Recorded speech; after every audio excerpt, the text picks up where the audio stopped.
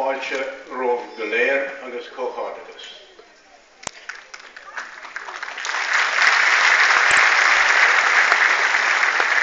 I don't know why you're clapping, you never understood what I said. Didn't your mother tell you never to say yes to a question that you didn't know the answer to?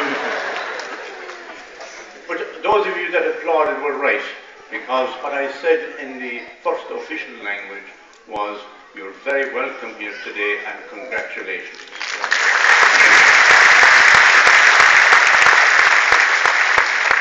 Some of you may be a bit familiar with the Irish language because some of your children are probably attending our primary schools at the moment, and they come home with their little books on Irish and they're asking you to help them with their lessons, with their mathematics, with their geography and their history and their language.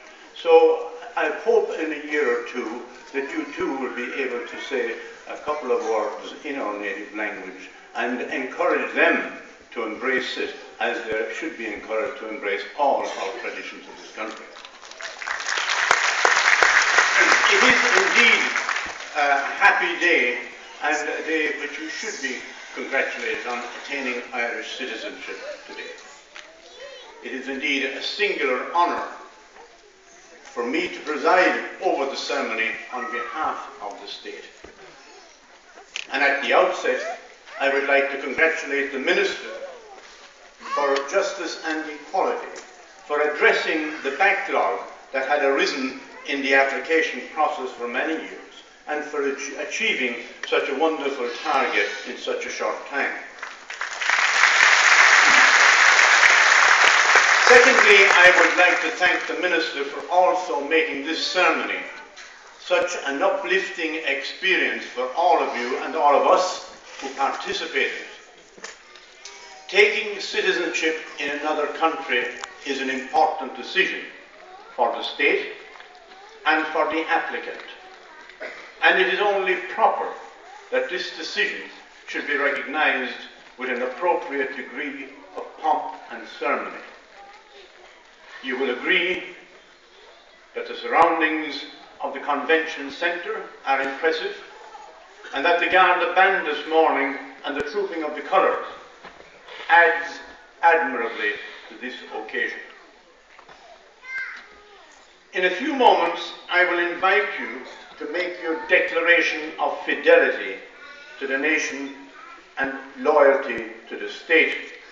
And I'll ask you to give an undertaking to faithfully observe the laws of the state and to respect its democratic values.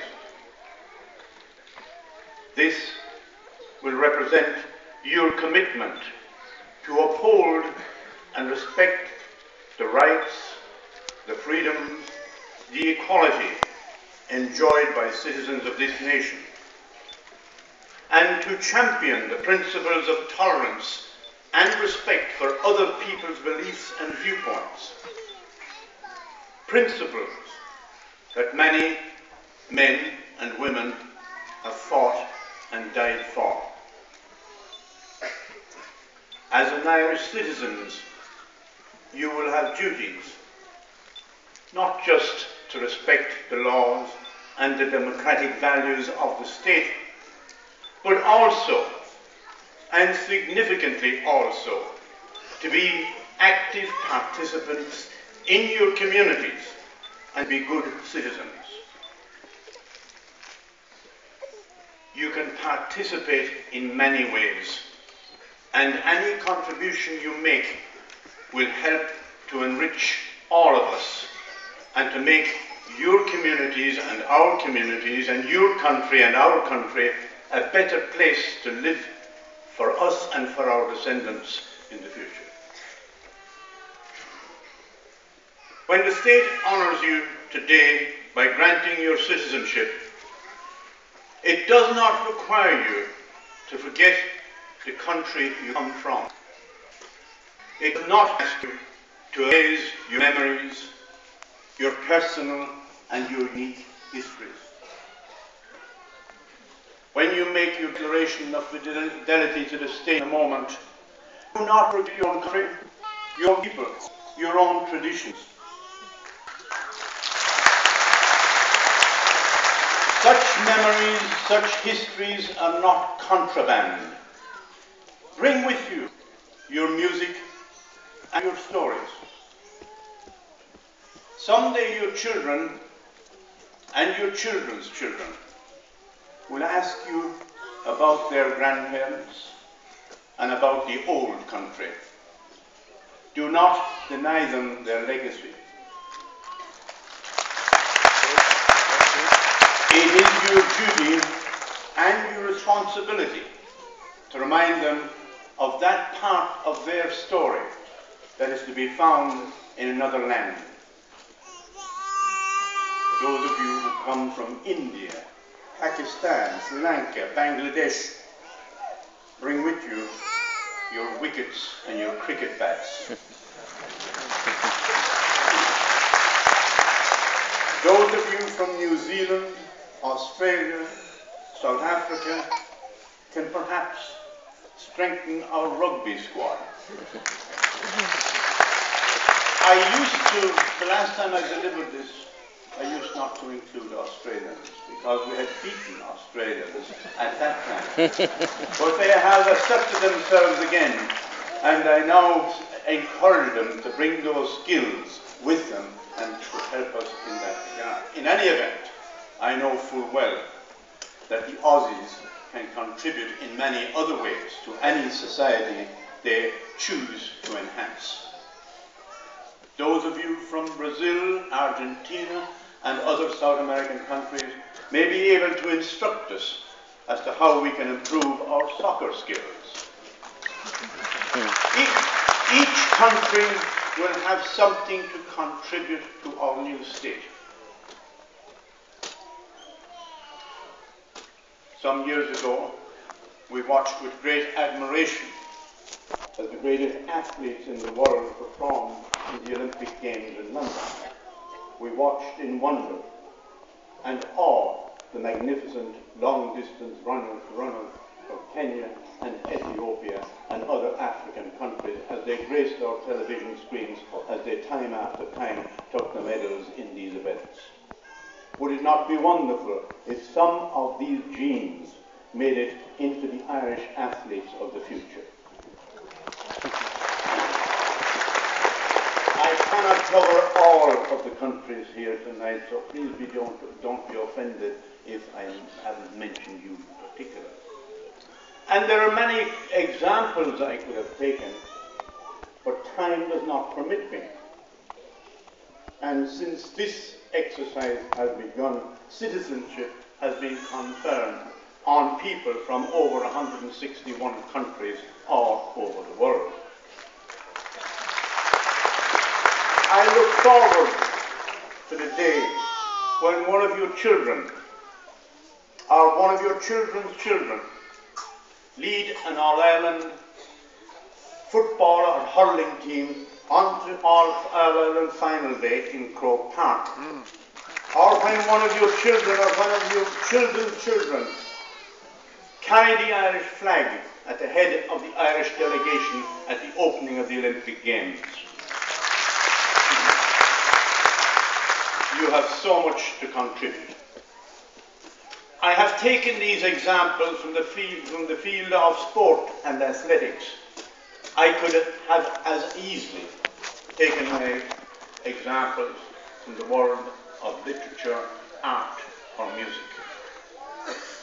We have, for example, long since been a country that has been inspired by Russian literature. The Irish short story tradition, it is said, came out of Gogol's Overcoat. Perhaps we could also learn ballet from the Russians. Maybe the Nigerians can teach us something about communal singing. And what about your traditional culinary skills? And finally, what would we do without the caring nature of the many Filipinos who feature so prominently throughout our health system?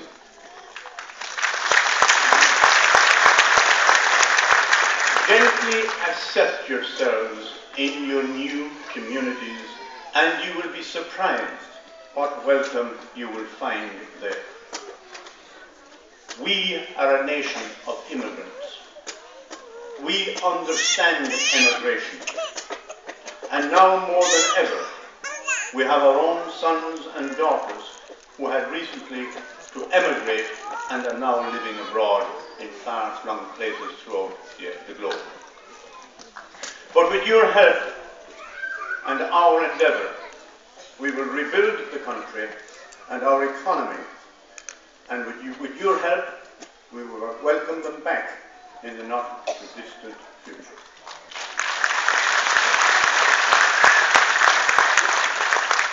My parents and my grandparents, back the generations, were born in this country, and for the most part, my family has lived in this country for centuries. But after this ceremony, I will have no greater legal rights in this country than you will have. Under our Constitution, all citizens are equal. The new are equal to the old.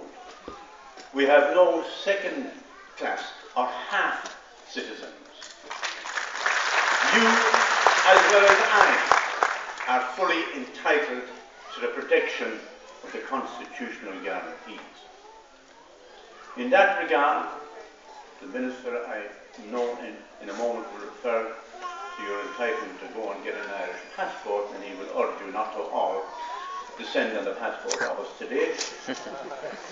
But while you're at it, there's another document you should acquire.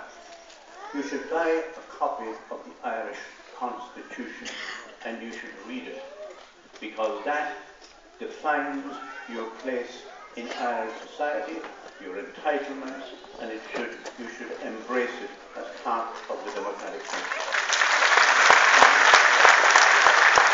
It's a small document, and you will read it quickly, but it will give you a stake in this country that you are entitled to and define your rights.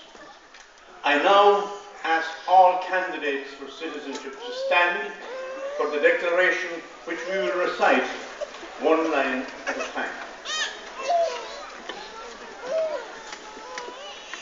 This is your first real test as to see whether you're good citizens or not, and whether you are a community rather than a bunch of individuals. First of all, I'm going to, you've got a document in your folder there. I'm going to say the word I, and then you will say your name, your own name. Not your sister's name or your brother's name, your name. Otherwise, you might be getting citizenship for your sister or someone else, not yourself. After you have said your name, I will pause again and I will say the word of. And that is your cue to say your address, your permanent address in this country. Not where you were last night, unless it's your permanent address. But if you were elsewhere last night, you must say your permanent address. After you say your address, and remember, some people's addresses are longer than others, so we have to wait for the last person to finish. And then we will be on the same sheet, because after that we will all be singing the same chorus. You will be taking the same declaration together. So let's see how good you are in front of the Minister. I,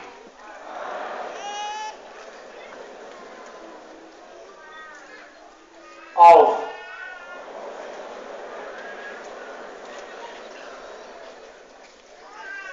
having applied to the Minister for Justice and Equality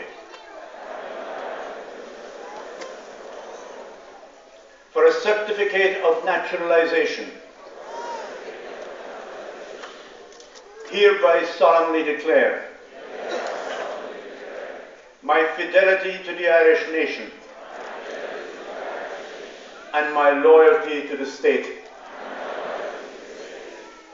I undertake to faithfully observe the laws of the state and to to respect its democratic values. Co-Cordicus, congratulations. You may now sit down. Thank you.